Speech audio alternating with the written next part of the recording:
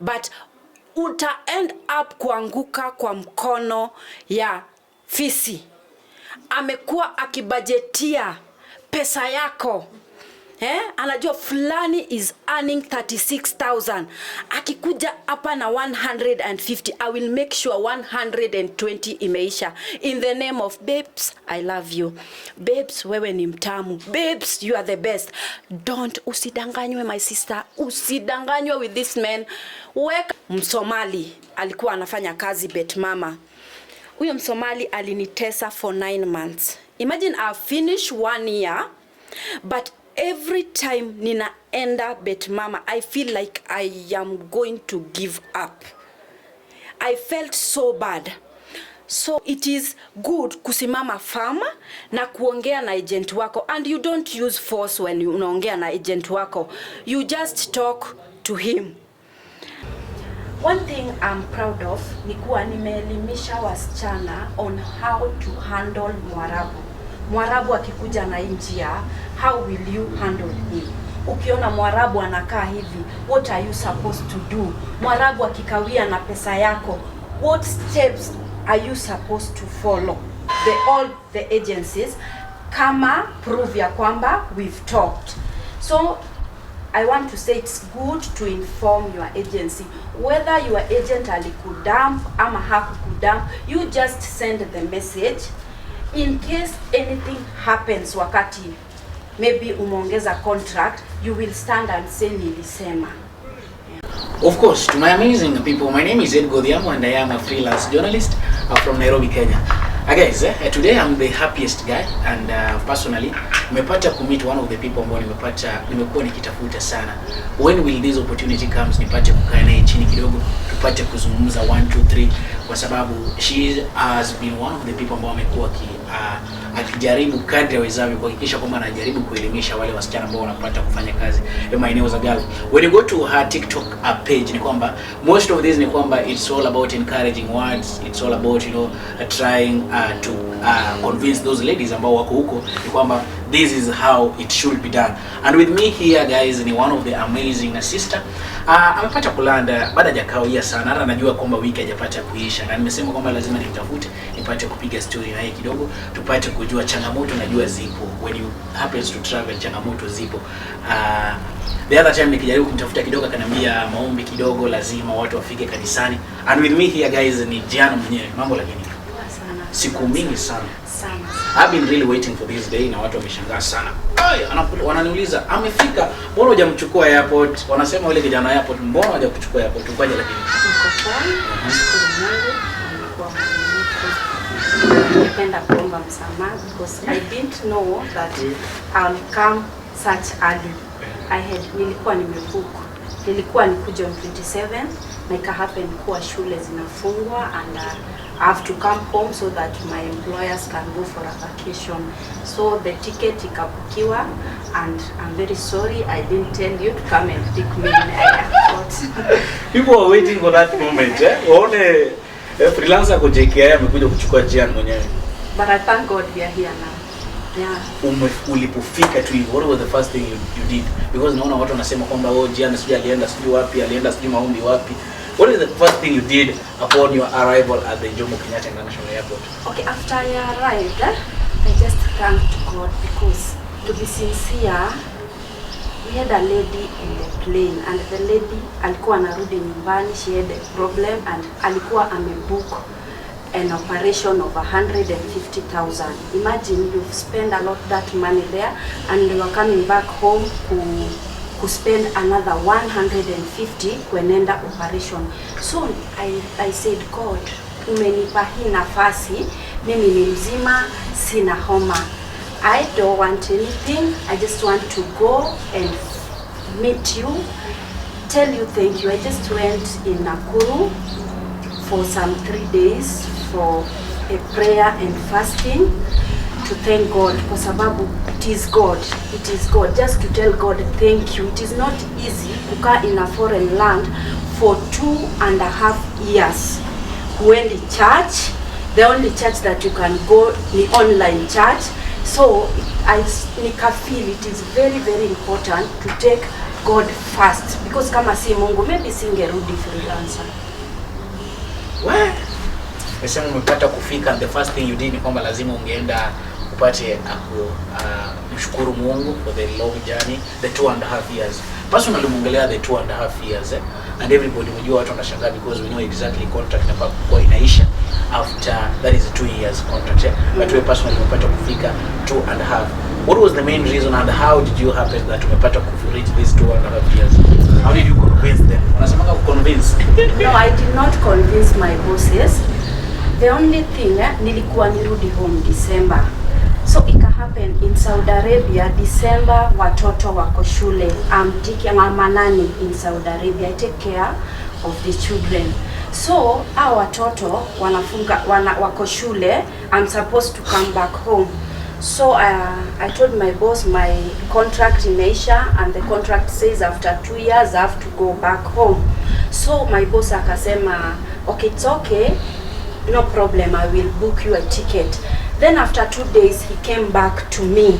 Akaniambia, I'm requesting, use that word, I'm requesting because hawa watoto bado hawajafunga shule, the long holidays za huku Saudi huanza mwisho wa mwezi wa 6. So instead ya wewe kwenda nyumbani, ongeza muda wa hizi miezi 6, then watoto wakifunga shule I will release you. So I told him this can never be my decision, kwa sababu I have a family, I have kids. Lazima niongee na familia yangu, lazima niwaulize, just give me time, I talk to them. Akasema hakuna shida. After 3 days I came back to him, nikamwambia it's okay, I will continue kufanya my services katika nyumba hii, but I think after I finish my contract I'm not supposed to be paid the same amount that umekuwa ukinipea. I myself ninaomba kama unaweza niongezea kitu kidogo.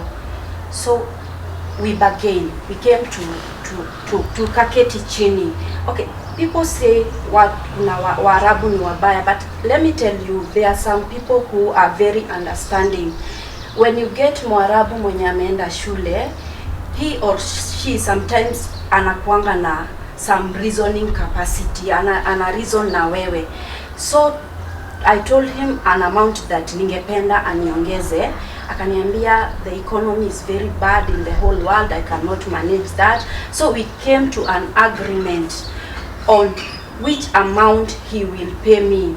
Wacha nirudi nyuma kidogo. Sikuwa I told, nilimuuliza miezi 3. And this I want to tell all the ladies ambao wako Saudia and you're planning to go home. Talk to your boss 3 months before uende nyumbani. So ndio you prepare his mind. These people forget, these people assume things, so you prepare his mind. So nilikuwa nimebaki na miezi 3 hapo ndio tuliongea hiyo story, but I think it is by the grace of God. Akaniongeza mshahara 3 months to my contract, and I've been paid that salary mpaka wakati nimerudi nyumbani. Umesema Giana, kidogo tu acha nikurudishe nyuma kidogo. As somebody akipata kumaliza contracts na anasema kwamba sometimes unapata kwamba the proposal kutoka kwa boss wake amwambia tafadhali na kuomba. Sometimes they come and wanakuuliza kwa unyenyekevu sana, nakwambia tafadhali na kuomba upate kuongeza contract yani ya 1 year kwa sababu ya this and that, because sometimes also you let a labor from Kenya ama other countries, it's a bit expensive. So at that moment mtu ameamua sasa anataka kubaki because the argument, watu wanasema sana watu change, these people happens to change hiyo time muda ambao umepata kuongeza contract, because this now is not an agreement between wewe na ofisi. Ama personally, do you guys associate like na involve mpaka ofisi hapo ama mnafanya? Okay, nitakwambia freelancer mimi Giana what I did.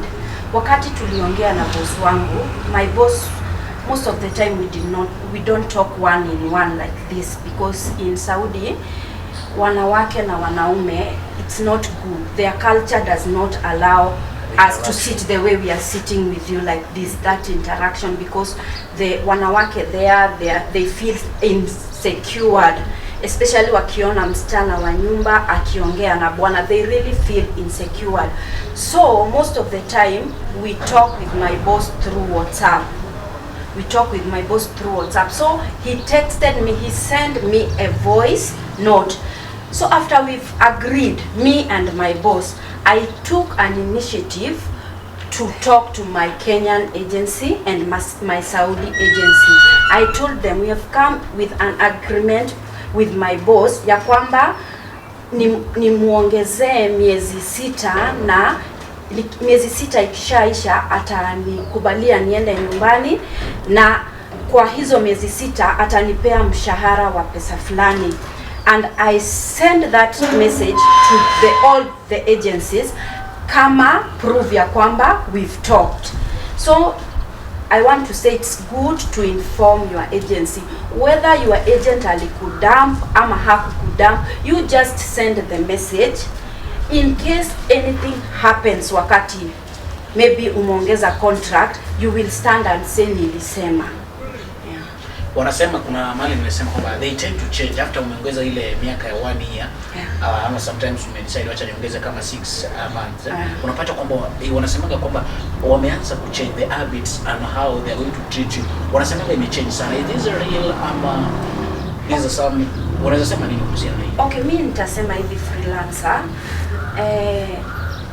boss wako, you will know him or her from day one. Utamjua kuanzia day one. Kuna ule leo anakupeleka vibaya, kesho ana pretend to be good. Kuna ule mwenye mnaweza kaa chini na yeye muelewane. Kuna yule amekuchukua kama familia. Let me tell you, freelancer, there are 3 types of Arabs. Kuna Mwarabu amekuchukua kama total slave. You are a slave, alikununua, wewe ni kazi yako ni kumfanyia kazi, hakuna kupumzika. That is Mwarabu number 1. Ukitaka mshahara lazima ugombane ndio upewe mshahara. There is a Mwarabu number 2. This is a Mwarabu mwenye anakuchukua kama mfanyikazi. Nimekuleta unifanyie kazi, nikulipe. Unanielewa? Nikulipe, tumalizane. I don't care whether you eat, I don't care whether utavaa nguo, I don't care kama nguo zako zimeraruka, I don't care kama umejipaka mafuta. That is Mwarabu number 2.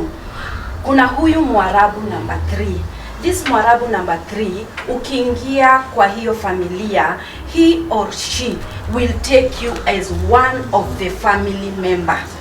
Anakuchukua kama mmoja wa family member. Whenever anaenda shopping, he brings you or she brings you what you need. Anakununulia uniform, anakununulia nguo, anakugift things.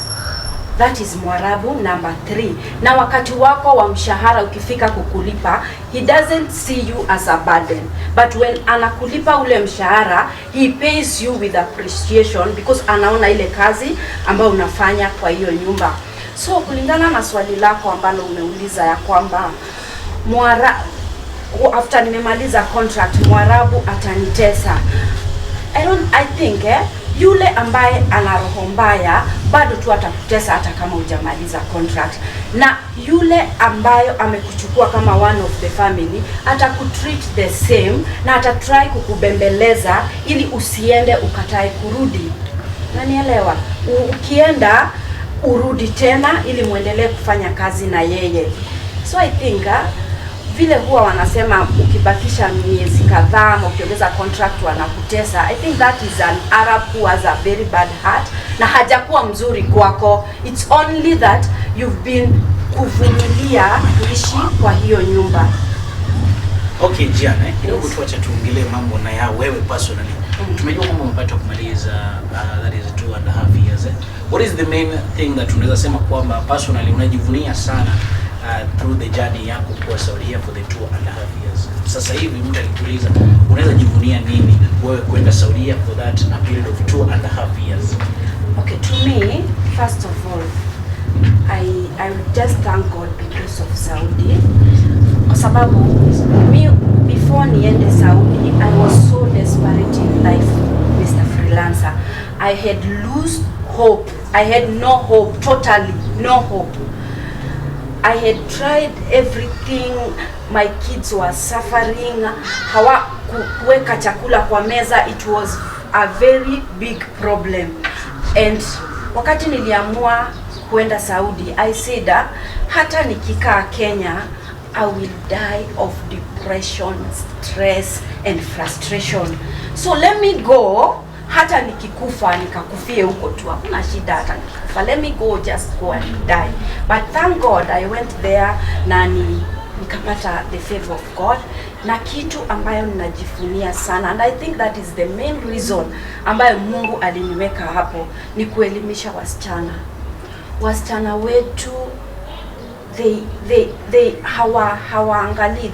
hawaangalii sana what is in Saudi. Ukifika Saudi, kuwa jaribu kujua hapa Saudi ni nini, what is Saudi, how does this place work. Enda Google, just Google Saudi, what is Saudi, what are the laws of Saudi. One thing I'm proud of ni kuwa nimeelimisha wasichana on how to handle Mwarabu. Mwarabu akikuja na njia, how will you handle him? Ukiona Mwarabu anakaa hivi, what are you supposed to do? Mwarabu akikawia na pesa yako, what steps are you supposed to follow? I thank God I've made so many girls wamekuwa strong, and by following ile kitu na waambia, they come back and say, for sure Giana, you've helped us in this and you've helped me in this. Nimeweza kungangana na Mwarabu wangu na nimeweza kutoboa. Yeah. Mwajua umesema kwamba umejaribu kuelimisha wasichana when it comes to hizi jinsi ya kuhandle Mwarabu. There is this one of the issues ambayo imekuwa like this one is now one of the things ambayo inapea wasichana sana headache. It's whereby wasichana unapoenda pale kufanya kazi, yule Mwarabu au the husband of the house, ama wale vijana wa husband of the house, kuna jinsi ambao wanajaribu kutaka kimapenzi. How can they handle these kind of situations? Okay, me I would tell the girls, these men of Warabu, their minds zao, it's like how wasichana wa Kiafrika, they are very sweet. When you reach in that home, they say they tend to think you wewe na sex, you are very good in that, rather than the way they live, our venye wanaishi maisha yao, it is not romantic like the maisha ya Afrika, sisi wa Afrika, let me say that. So ukifika kwa ile nyumba ya Mwarabu, one, never say hauna familia, never say you are single. Hata kama hauna mtoto, just say you have 3 kids, you have your husband at home. That one will protect you the entire of your contract. Secondly, Mwarabu will come and try to kushika ukiwa kijikoni. Never entertain Mwarabu. Mwarabu anapokuja, try as much as possible to avoid him. They come to the kitchen, anakuja anapata unaosha vyombo, anataka kusimama nyuma yako. Just walk out, go to your room, wachana na vyombo. Don't stand there, wewe unasimama na kijana wa Waiguru wako. Let me use that word because it's the word that we use. Wewe umesimama na kijana wa Waiguru wako, ako hapo anachemsha maji, na wewe uko hapo unaosha vyombo, and that man is trying to seduce you. The moment huyo mama yake ama dada yake atakuja a suspect there is a way that kuna kitu inaendelea, they will take their son or their brother to be in the wrong side. Wewe ni utaambiwa unamtongoza, wewe ni utaambiwa unatongoza kijana yao. So for us to be safe na kuavoid kupatwa na mambo kama haya, let's walk away. Akikuja walk away. Number 2 or number 3, they come with money.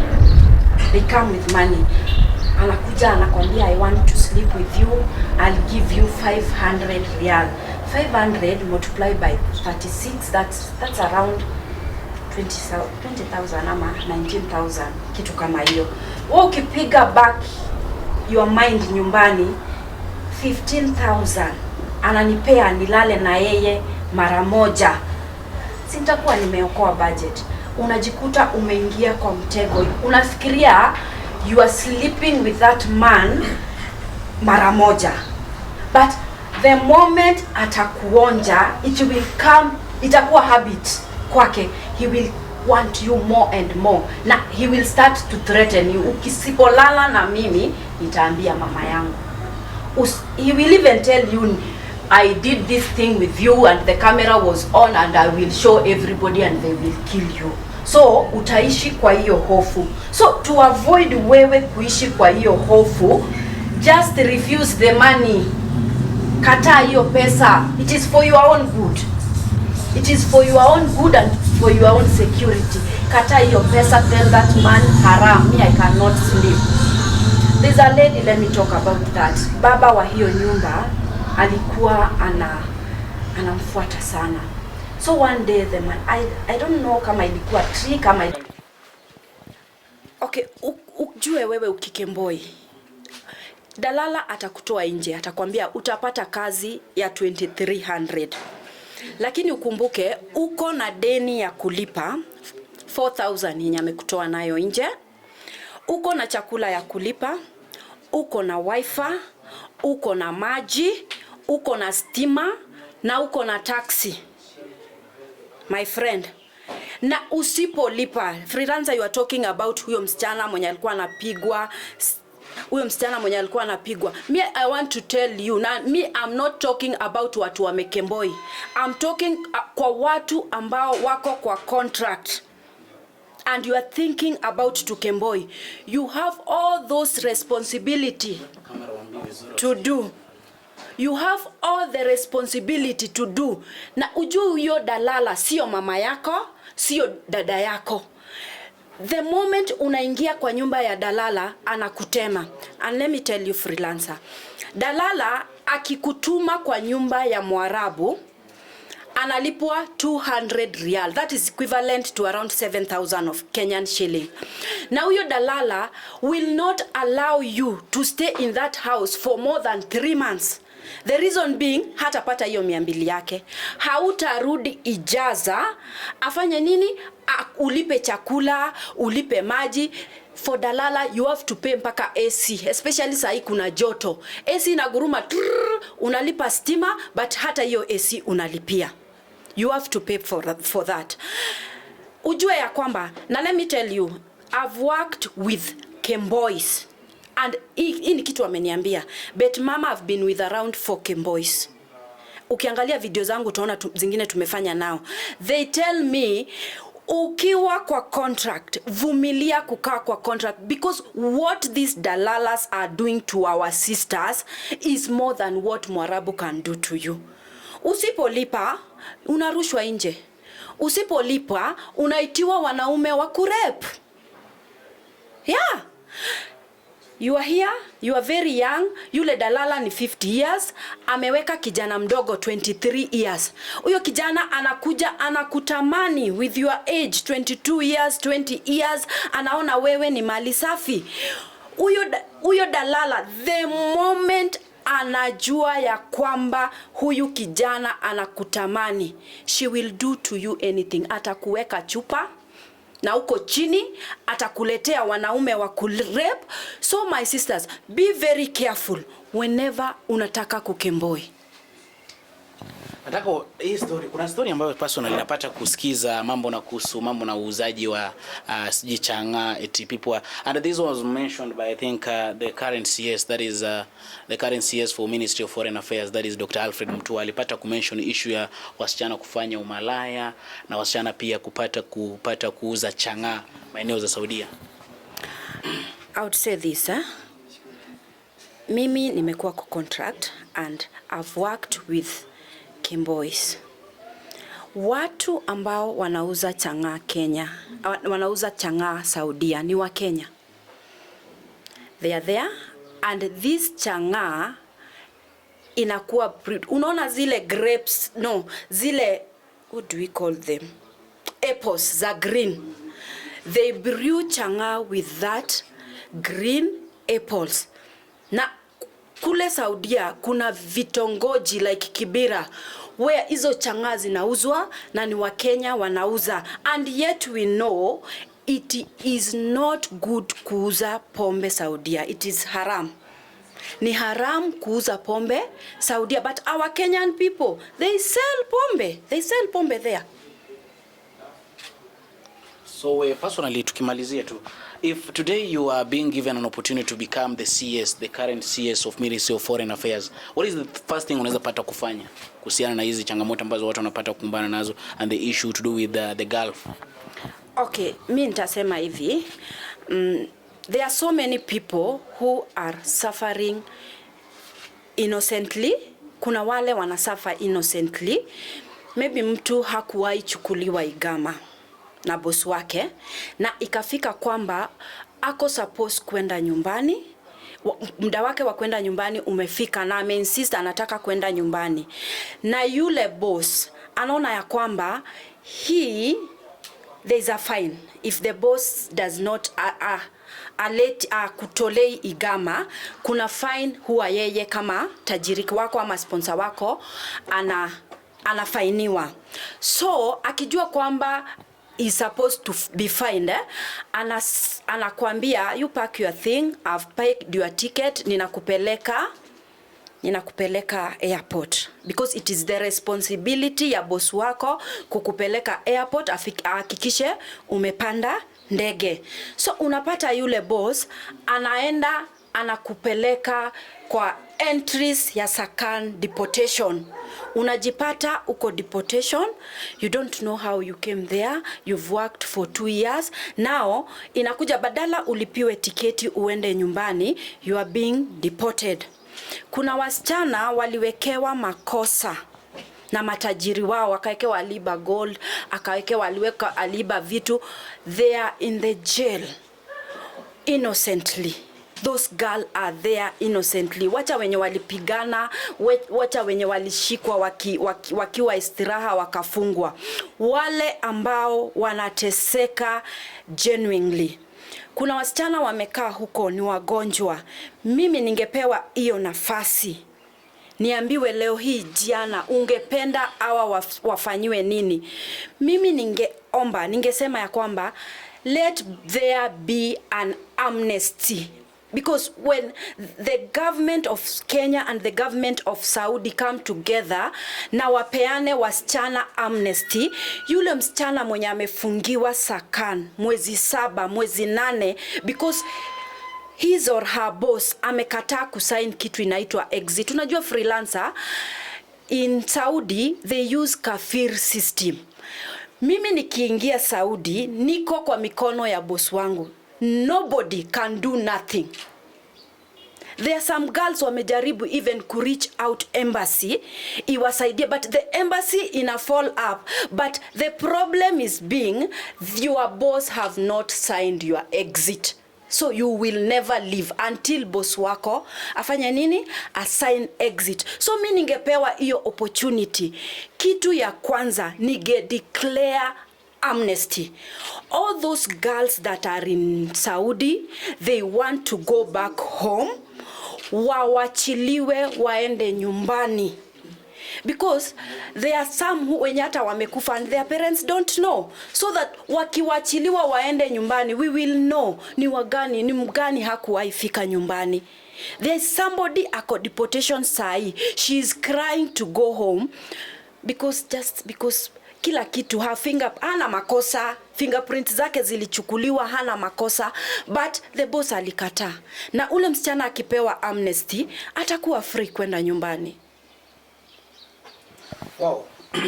Lastly, tukimalizia Giana, saizi tuseme kwamba mpata kufika Kenya, what are your plans? Are you also planning, because most of these ladies naona kwamba wakipata ile experience ya Gulf wakirudi Kenya wanapata kwamba umepata kufungua ma agencies. Are you also planning to have an agency whereby you will be taking ladies to Saudi or other countries? No, I don't have any idea. Sina idea yoyote ya kufungua agency hapa, because nia yangu sio kupeleka wasichana Saudi. Nia yangu ni kuwasaidia jinsi watakavyoishi mahali pale. Unanielewa? Nia yangu ni kuwasaidia jinsi watakavyokaa ngumu mahali pale, wafanye kazi, wainue familia zao. So I don't have any plan at even to work with any agency. No. I don't have any plan like that. Sina. Currently kuna watu ambao wanapata pia kucomplain wakisema kwamba if a lady has an issue ama kuna shida kabisa, personally agent wake huwa wanampata kumblock. When you look at the story yake Maureen, one of the ladies ambaye alikuwa pia na issue, but baadaye inasemekana kwamba agent wake alienda kamblock and even ofisi ya Saudia ikapata kumkana. What do you think about these issues? Okay, I think it is very wrong for kwa an agent apeleke msichana Saudi na msichana anapomlilia yule agent akose kumrespondia. Nitasema not all agent are bad and not all agent are good, because kuna agent, you reach them out, you talk to them, they will encourage you, they will talk to you, they will follow you up. Let me give you an example. Tulikuwa na Msomali alikuwa anafanya kazi bet mama. Huyo Msomali alinitesa for 9 months. Imagine I finish 1 year, but every time ninaenda bet mama, I feel like I am going to give up. I felt so bad. So mimi after that 9 months, huyo Msomali, I went to clean, nikaenda kufua manguo kwa mashini. The Somali girl akakuja akasema nimeiba sabuni. And I'm like, mimi niibe sabuni nikule ama nipeleke wapi? She insisted, oh, you are using sabuni bad, unatumia sabuni vibaya, wewe kuja huku sabuni. And I was like, wewe ebu acha. Ile hasira ya Kikenya ikanipanda. Freelancer, nilitandika ule msichana, nilimpiga, nilimngoa nywele. Ika happen akanigwara hapa. So me, after alinigwara hapo, I became wild na nikaambia madam wangu, I just want to go back to my station, mahali penye mimi nafanya kazi, because tulikuwa bet mama. Bet mama ni kwa mama ya madam wangu. So the madam akapigia mzee wake, tukatumiwa driver, tukarudi. So when I went home, I took a picture of my face. I called the Saudi agency. Nikamwambia, mimi I don't want to be going to that home because I'm not at peace at that home. Na nikamwambia, if at all ningepiga huyo mama nimuue, I would have been jailed, because niko kwa station ya wenyewe, niko kwa kazi ya wenyewe, huko si penye I've signed contract to. So the agency called my boss. Unaona, he responded quickly. Aka call my boss akamwambia, don't force that lady to go where she's not supposed kwenda. So the only thing that the family had to do, because mimi I am a nanny, I am taking care of the kids, ninafaa niende na watoto kila mahali penye Waigoro wanaenda, I'm supposed to go there with the kids. So yeye akienda hatalala, because hakuna vile atalala, watu watamsumbua. Atalala na mtoto gani? Na unajua venye wanazaanga watoto hivi, atalala na mgani awache mgani? So ilibidi wafukuze ule msichana. Ni hao watu wakuja na mguu. Unajua Somali wanakujanga na mguu, wanakuja na mguu hivi mpaka wanafika Saudia. So ilibidi yeye akuwe released ili mimi nibaki. Juu my agent alisema, don't force her to go there, and ika remain hivyo. So ilibidi wamtoe ili mimi niweze kuwa naenda kwa ile nyumba. Unanielewa? So nilikuwa naongelea nini? So it is good kusimama firm na kuongea na agent wako, and you don't use force when you unaongea na agent wako. You just talk to him. Lastly, I would like to talk about kuna watu wasichana wako waoga sana, and I usually tell the ladies, uoga ni dhambi. Even the Bible says so. Uoga ni dhambi. Wakati unaonyesha uoga kwa nyumba ya Mwarabu, sijasema ukose kuheshimu Mwarabu wako. Your madam should be respected, your boss should be respected at all costs, but stand firm. Jichukue like a professional. When you are a nanny, be a professional nanny hata kama hukuenda shule. Just be a professional nanny. Kuwa na mpaka. Weka your limits, your standard. Akikwambia this, unamwambia no, this should be done like this. So that muwe na heshima na matajiri wako. Na ukiogopa huyo tajiri wako, ataendelea kukuuzia uoga. Atakufanya uoge, ukue muoga to an extent that atakukandamiza. So saizi najua kwamba you are one of ladies ambayo I think you are kuna hii mambo na top coms and what. I've seen it and most of the people are using it. Nieleze tu kidogo kuihusu personally, ningetaka kujua kidogo kuihusu because I think it's one of the communication one of the communication companies that currently you are using. Yeah, you are partnered with. Okay, thank you very much, freelancer. Concerning Tocoms, nataka waangalie kamera vizuri kuelezea. Tocom ni calling app. Hii ni app ambayo imetupa opportunity sisi ambayo tuko nje ama nyinyi ambao mko nje, watu wako Saudia, Qatar, UK, Dubai, whereby wakati uko na wifi yako, you can download Tocom app. When you download Tocom app, kuna kitu inaitwa one time code. Itakutumia kwa namba yako, and the good thing is that hii Tocom you just download with your Kenyan number, vile huo una download WhatsApp. Then after imekuletea hiyo one time code, you put it as a password. There we go, uko ready kufanya nini? The app inaingia kwa simu yako and uko ready ku call. They give you 10 minutes free. You call back home. Na it doesn't matter mtu mwenye ako nyumbani, ako na kabambe, hana wifi, hana bundles. The moment unamcall akiwa na kabambe, inaenda tu, you talk with them. Akiwa ako offline, you talk with them. Then the good thing, you can recharge with your M-Pesa. Una recharge na M-Pesa yako.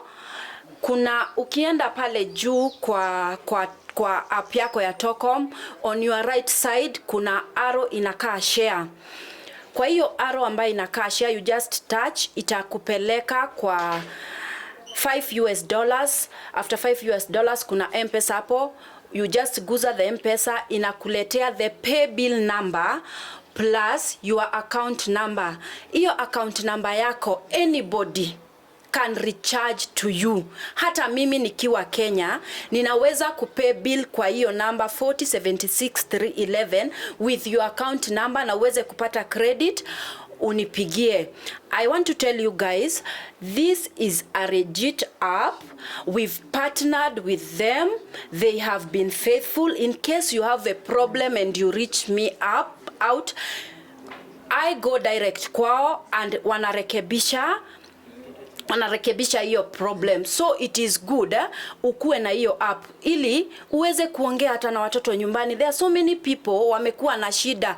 Mzazi hana WhatsApp, mzazi hana imo, so hawezi akaongea na watoto wake. Unasikia mtu amekaa 3 months hajaongea na watoto. So when you download Tocom apps na uko na wifi na uko na bundles mahali penye uko, you will be able to communicate with your family at home.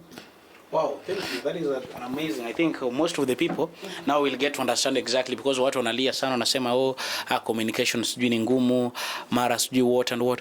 Personally tukimalizia tu, sasa hivi umepata kumaliza siku ngapi? Najua wiki haijaisha, siku ngapi so far? Niliingia Friday, niliingia Saturday asubuhi, Sunday, Monday, Tuesday, Wednesday, Thursday. Nimemaliza siku 5 Kenya. Siku 5? Yeah. Siku 5. So far, how is the feeling? Currently una feel aje Kenya? I'm just very happy. Yani, I have niko na peace of mind. I'm just very happy after going kwa mlima na feel it's like nimezaliwa tena. Yeah, it's like nimezaliwa tena. I'm very very happy and I'm looking forward to go and meet my family now. Yeah. Kuna issue kidogo. Personally watu wanasema kwamba wakimaliza kidogo tu, yani wakimaliza contract, wakifika Kenya, wanakutananga na wale jeshi ya kumaliza dry spell pale airport. Personally imekuwaje, mbona hujafanya hivyo? Unajuaje kama sijafanya? Okay. Oh, I'd like to say, okay, hii vitu na dry spell, what wanaweka priority number one? It's a mindset, you know. Kila mtu akona priority zake. Niliweka Mungu my first priority. I decided to go and search the voice of God. Hata hiyo dry spell siski, hata sina haraka ya kwenda kutolewa. In fact, freelancer, I just want, you know, when we go there tunapatanga ile second virginity. I want to maintain my second virginity. I don't feel like kwenda kutolewa hiyo dry spell. Aki, I'm telling you, I'm not feeling like, wacha kwanza nitulie, nipoe. Siku yenye nitatoa dry spell, I will tell you guys.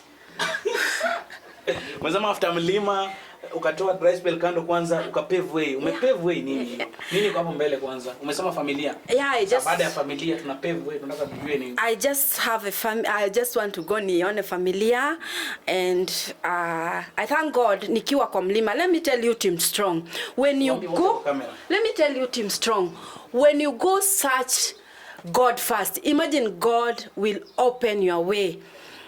I have got a gig. I'm going to meet with somebody, mtu mwenye anataka to partner na yeye. So I just say, God has seen me through. Yeah, God, I will tell you what the gig is about, and this is for us, Team Strong. Hii ni yetu. I go do my inspection, I go follow up, I go see, I check all the sheria na masharti ambazo zinatumika.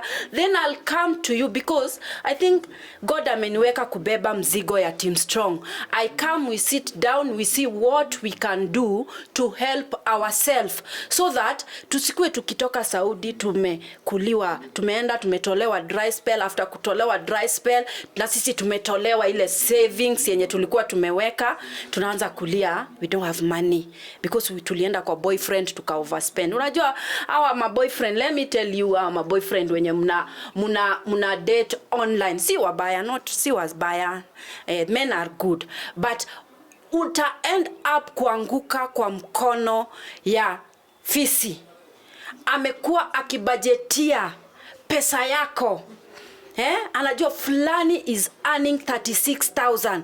Akikuja hapa na 150, I will make sure 120 imeisha. In the name of babes, I love you. Babes, wewe ni mtamu. Babes, you are the best. Usidanganywe my sister. Usidanganywe with this man. Weka dry spell kando. Hii vitu tutakula tu. Tutakula tu when time come. Tutakula kama ile joto. Ile joto yenye wako nayo ya kusema, ndiye amekuja, yeye ni mali safi. Hizo vitu tutakula, tutulie kwanza. Imekuwa guys, there has been an amazing conversation whereby tumepatana na Giana for 5 days since apate kufika Kenya. Amesema kwamba kitu ya kwanza ni kwamba ni kuweka Mungu mbele, the other things ni kwamba zinapata kufuatilia, and to wale watu ambao wanasemekana kwamba wanapata kuweka dry spell mbele, that is not the first priority. Yeye alipata kupeana, alisema kwamba Mungu mbele, akaenda Nakuru. Akachapa Nakuru. Let me explain. People have been asking me about where I went. There are so many prayer center. Watu wenye watu wa kutoka Ukambani. There is Katoloni. Katoloni is a very good prayer center. And me, I went to Nakuru. Between Nakuru and Gilgil, inaitwa Heaven's Gate Prayer Center. My sisters, I'm telling you, ukifika huko, you are feeling as if you are in heaven.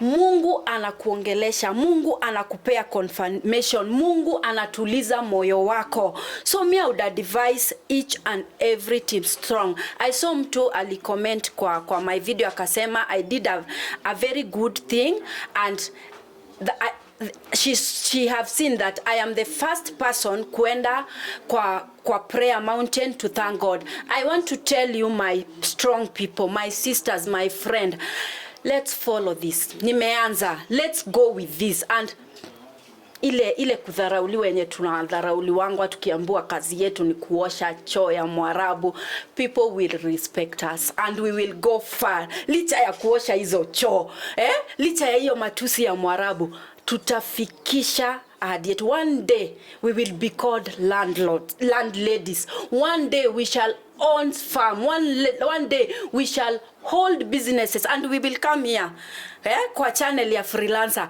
to tell him what God has done to us and the far we've gone. Umesahau moja, unajua hapo kwa nini umesahau gari?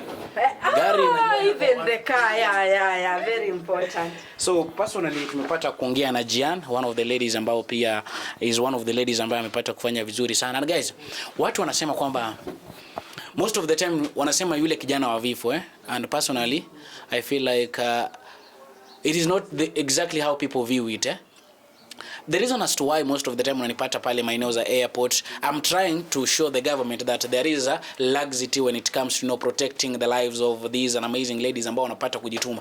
I happens that kuna video ambayo nimepata kuwatch serikali ikisema, when I mean serikali nasema the national government, that is the executive, the president alipata kusema kwamba eti watu wanafaa kutoka nje, we have job opportunities nje, Uarabuni, ugaibuni, it was mentioned there, na akasema kwamba we have millions of jobs opportunities outside there, na akasema anataka watu waende huko walete pesa.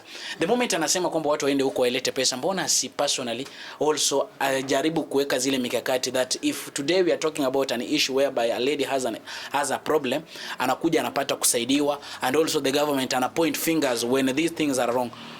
Giana, kidogo tu tukimalizia, mbona government, the executive the national government is not talking about the issues of our ladies being mistreated, our ladies wakiwa na issue? Mbona wapati kuongelea? Even when you look at these issues, mambo na Diana Chepkemoi hakupata kusema anything. Even the executive, the CS hakupata kuja wazi na akapata kuongelea history. Mbona waongelee mambo na Saudia? I think the government is so concerned na ile tax inapata kwa watu ambao wanaenda nchi ya Gulf more than their life. So they forget ya kwamba it is us who are working there so that we earn and give out the tax and pay out the tax, and tutume pesa yetu huwa hatutumii huko. In fact, we don't spend even anything in those foreign lands. Pesa yetu inatumika kwa nchi. So I feel that the government is failing us and it should take an initiative iweze kuwe na hata the human rights organization that are able to protect us. Now I would say this I had forgotten, but let me say it sisi wa Kenya, let's understand the sheria za Saudi, the sheria that are governing us. Hata serikali ikikataa kutusaidia, let's help ourselves. Why am I saying this? We had a group of people ambao tulijitolea, whereby unapata Mwarabu anatesa msichana, but when unaandikia huyo Mwarabu na Kiarabu umwambie the law says you should pay your house help, you should take, unafaa kupeleka msichana wako wa kazi hospitali akigonjeka. Unaona huyu Mwarabu anatambua kwamba kumbe hao watu wanajua sheria, and they respond. Akiwa anatesa msichana, you find anapeleka msichana hospitali hadi anamrudisha nyumbani kama msichana anataka kurudi nyumbani. So I'll tell, even though the government does not acknowledge us or does not care about us, let's understand the law of Saudi. Let's go through all the laws that govern, the labor laws that govern us. Mwarabu akikwambia, unamwambia sheria inasema nikigonjeka, you are the one who is supposed to take me to the hospital bwana. Mshahara inasema you are not supposed kunichelewesha. The law says you are supposed to pay me ile siku yenye niliingia hapa kwako tarehe 27. So pay me my money. I've worked, pay me my money. The law says that unless we agree otherwise. Mnaweza agree akuwekee pesa mpaka miezi 3. Unless you agree that and it should be written. And let me warn you, never sign anything written in Arabic, my sister. Usiwahi sign kitu chochote ambacho kimeandikwa kwa Kiarabu. Tell them to translate to you in English. Na kama wewe hauelewi Kiingereza, chukua screenshot, tumia mtu kama Giana akusomea, akwambie inasema hivi. Tumia rafiki yako akwambie, never sign. Utajifunga, my sister. Utajifunga, umelipwa miaka 3. Pesa ilitumwa nyumbani, miaka 3 umelipwa, utafanya kazi. Let's be wise, tufunguke. Saudi is a very good place to work. If you know you are right, if you sit and umtumainie Mungu na umtegemee Mungu, I'm telling you it is very good. Because hakuna starehe. Hakuna starehe ukifanya kazi yako. Hakuna kabisa. So guys, thank you. It was a nice time meeting and also interacting na Giana mwenyewe. Amefanya kazi nzuri sana. And guys, nitakuwa napiga story na watu ambao personally pia wanaweza pata kuwa na kupea mawaidha. I really look for her. Tumetafutana sana mara sijua kwa wapi, but finally leo hii amepata kufika ndani ya freelancer hapa hivi, that is Durgas TV. And of course guys, nimefurahia sana the conversation because najua kuna wengi ambao watapata kubenefit from exactly what our sister Giana amepata kushare na sisi. Of course, to my amazing people, my name is EXP0SED and I am a freelance journalist from Nairobi, Kenya. Currently guys, it is through your support guys tumepata kufika where we are currently at 12k subscribers, and I hope guys you are going far. Make sure you subscribe, tune in, and if any case huko na shida fulani ama you have a story also to share, always feel free to reach me out. Namba yangu inakuaga hapo chini. Make sure you reach me out tupate kupiga story, tupate pia kutafuta suluhisho. Mawaidha pia ni muhimu. Thank you guys.